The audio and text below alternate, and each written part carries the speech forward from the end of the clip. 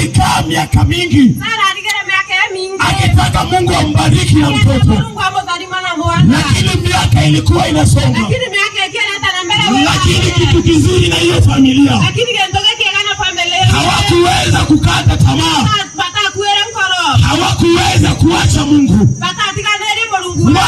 wala Sara hakuacha mume wake. Je, ni wangapi siku ya leo ambayo wameolewa na wakatoka kwa ndoa?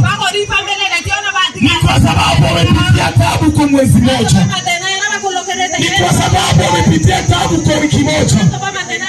Sasa anawacha ndoa yake, anawachana mpaka na mume wake, anawacha mpaka watoto wake.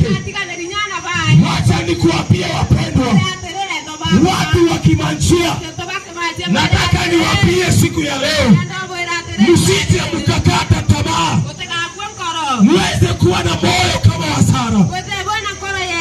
Miaka inasonga, lakini anatumainia Mungu, maisha inaendelea.